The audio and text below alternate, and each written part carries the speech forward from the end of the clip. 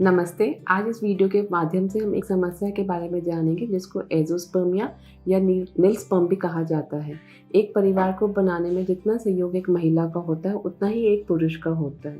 पुरुषों के बाँझपन का एक बहुत बड़ा कारण होता है जिसको हम एज़ोस्पर्मिया कहते हैं।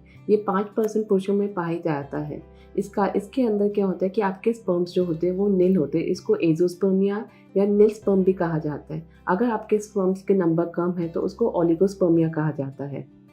शुक्राणु के निर्माण में आने वाली इन बाधाओं के कई कारण हो सकते हैं, जैसे आप टेस्टिकुलर फेलियर है, वास डिफरेंस में कोई इंजरी है या उसका लाइगेशन हुआ है या हर्निया का रिपेयर हुआ है, या आप मान लीजिए कोई हार्मोनल इम्बैलेंस है। आप एक दिमाग में एक ग्लैंड होता है जिसको हम बोलते हैं पिट्यूटरी ग्लैंड। इससे एफएसएच नाम का एक हार्मोन रिलीज होता है जो रक्त नलियों के द्वारा टेस्टिस तक जाता है और स्पर्म प्रोडक्शन में हेल्प करता है। अगर इस हार्मोन में ज़रा भी बाधा आ गई, ये कम या ज़्यादा हो गया तो आपके स्पर्म उससे प्रभावित हो जाते हैं। अगर किसी को वेरिकोसील है, इससे भी स्पर्म टेस्टिस में नहीं बन पाते या इसमें उसमें कमी आ जाती है। रोग जैसे टीबी, मम्प्स, गुप्त रोग टेस्टिस की सामान्य वर्किंग को इफ़ेक्ट करते हैं और उसके कारण टेस्टिस सिकुड़ जाती है, जिसकी वजह से एज़ोस्पर्मिया या ओलिगोस्पर्मिया हो सकता है। इसके अलावा अत्यधिक स्मोकिंग, अल्कोहल, जर्दा लेने से भी ये चीज़ें प्रभावित होती हैं। टेस्टिस का टेम्परेचर शारीरिक टेम्परेचर से कम होता है। अगर इसमें ज़रा भी गड़बड़ होती है तो आपकी स्पर्म बनने में प्रभावित हो सकते हैं।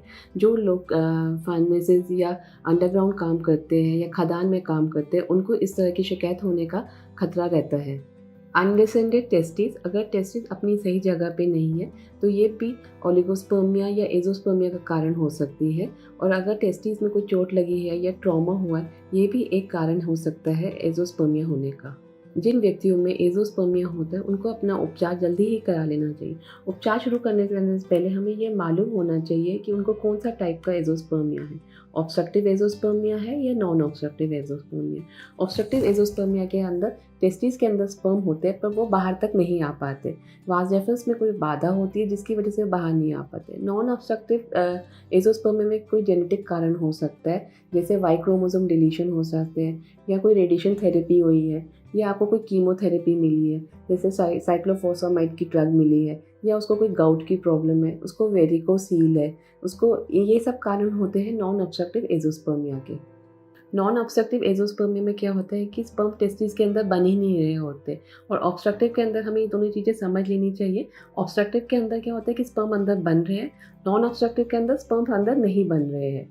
इस समस्या का कोई लक्षण नहीं होता और आमतौर पर पुरुषों को पता ही नहीं चलता कि उनको कोई समस्या है, जब तक कि वो इसकी कोई जांच नहीं कराते।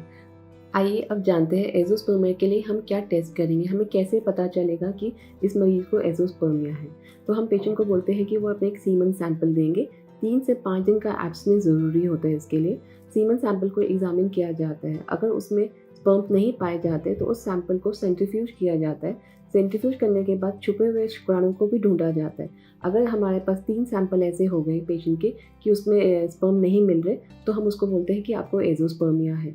इसके बाद अगर पेशेंट को जब एज़ोस्पर्मिया डायग्नोज हो जाता है तो उसके मेडिकल रिकॉर्ड, पास्ट हिस्ट्री पूछी जाती है। उसका एक फिजिकल एग्जामिनेशन होता है जिसमें ये देखा जाता है कि टेस्टिस अपनी जगह पे है, उसका क्या साइज़ है, उसको कोई ऑपरेशन तो नहीं हुआ है उसका। तो पेशेंट का ये चेक किया जाता है कि उसको कोई वेरिकोसील तो नहीं है। इसके बाद उसके हार्मोनल टेस्ट किए जाते हैं जिसमें एफएसएच होता है, एलएच होता है, ई2 किया जाता है और प्रोलैक्टिन किया जाता है। इसके बाद पेशेंट का एक अल्ट्रासाउंड या कलर डॉपलर किया जाता है जिसमें पता चलेगा कि उसकी साइज़ क्या है टेस्टिस का, उसका ब्लड फ्लो कैसा है या कोई ऑब्स्ट्रक्शन तो नहीं है। इसके बाद हम पेशेंट की टेस्टिकुलर बायोप्सी की जाती है जिसमें पता चलता है कि टेस्टिस के अंदर स्पर्म बन रहे हैं या नहीं बन रहे। अगर उसके टेस्टिस में स्पर्म बन रहे होते तो हम उन शुक्राणु को यूज़ करके आईवीएफ या इक्सी द्वारा उसको बच्चा प्राप्त हो सकता है। आइए अब जानते हैं एज़ोस्पर्मिया के क्या उपचार कर सकते हैं। अगर आपके वास डिफरेंस या उसको वेरिकोसील है तो माइक्रो सर्जरी द्वारा करके उसका हम ट्रीटमेंट कर सकते हैं, उसको ऑपरेट कर सकते हैं।